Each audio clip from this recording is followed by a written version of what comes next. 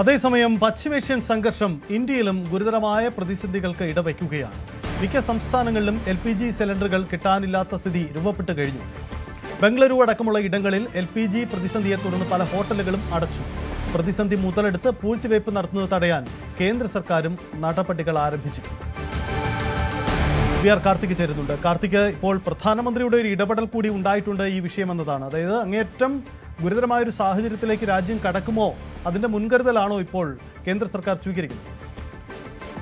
പ്രധാനമന്ത്രിയുടെ നേതൃത്വത്തിൽ ഒരു യോഗം അല്പം മുമ്പ് ചേർന്ന് കേന്ദ്ര വിദേശകാര്യമന്ത്രി S. ജയശങ്കർ, അതോടൊപ്പം തന്നെ പെട്രോളിയം മന്ത്രി ഹർദീപ് പുരി അടക്കമുള്ളവർ ഈ യോഗത്തിൽ പങ്കെടുത്തു. പ്രധാനമായും ചർച്ചയായത് നിലവിൽ രാജ്യം നേരിടുന്ന LPG പ്രതിസന്ധി സംബന്ധിച്ചാണ്.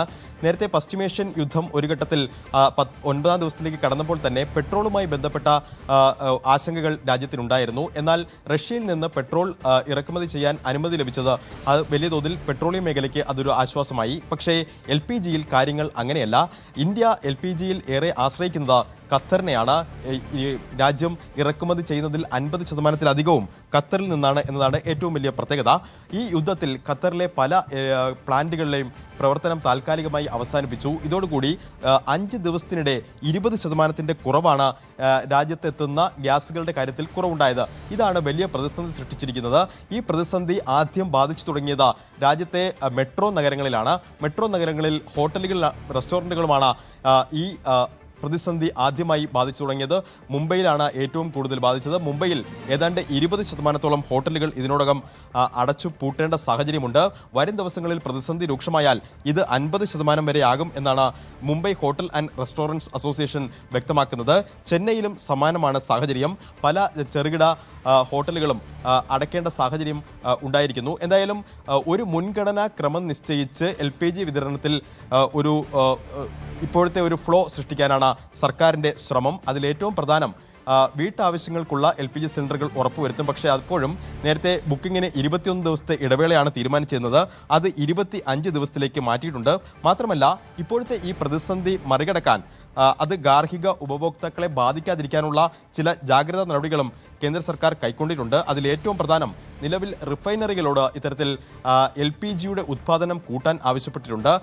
LPGയുടെ ഉത്പാദനം കൂട്ടാൻ ആവശ്യപ്പെട്ടാലും അത് പൂർണ്ണ തോതിലാവാൻ 3 മുതൽ 4 ദിവസത്തിലധികം എടുക്കും.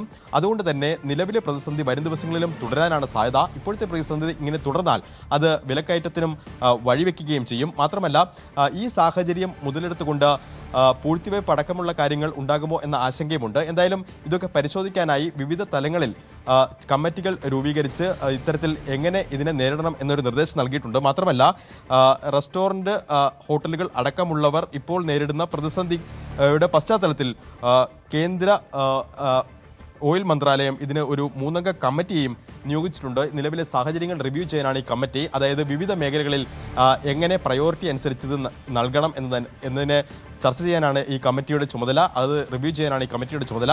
പ്രധാനമായും ആരോഗ്യ മേഖല, അതോടൊപ്പം തന്നെ വിദ്യാഭ്യാസ മേഖല ഇവർക്ക് മുൻഗണന നൽകുക. മാത്രമല്ല, മറ്റ് മേഖലകൾ, അതായത് ഫെർട്ടിലൈസർ അടക്കം ഉള്ള മേഖലകളിലും ഗ്യാസിൻ്റെ ആവശ്യം വലിയ തോതിലുണ്ട്. ഇവിടെയൊക്കെ കഴിഞ്ഞ 6 മാസത്തെ ശരാശരി കണക്കാക്കി ആ ശരാശരിയുടെ 70% മുതൽ 80% വരെ വിലയിരുത്തി അങ്ങനെ LPG സപ്ലൈ ചെയ്യാനുള്ള ഒരു തീരുമാനത്തിലേക്കാണ് ഇപ്പോൾ കേന്ദ്രം എത്തിച്ചേർന്നിരിക്കുന്നത്. പക്ഷേ അത് എത്രത്തോളം പ്രാവർത്തികമാകുമെന്ന് വരും ദിവസങ്ങളിൽ കണ്ടു തന്നെ അറിയണം. മാത്രമല്ല, മറ്റു മേഖലകളും ഹോട്ടൽ കൂടാതെയുള്ള ചില മേഖലകളെയും ഇത് ബാധിച്ചു. അത്തരം റിപ്പോർട്ടുകൾ പുറത്തു വരുന്നത് പൂനെയിൽ നിന്നാണ്.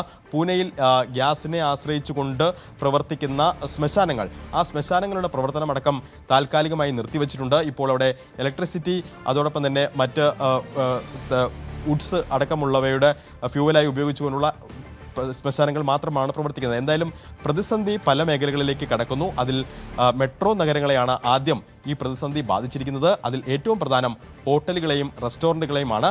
നിലവിൽ വില വർദ്ധിപ്പിച്ചിട്ടുണ്ട്. 60 രൂപ വരെ കൂട്ടിയിട്ടുണ്ട് പല നഗരങ്ങളിലും.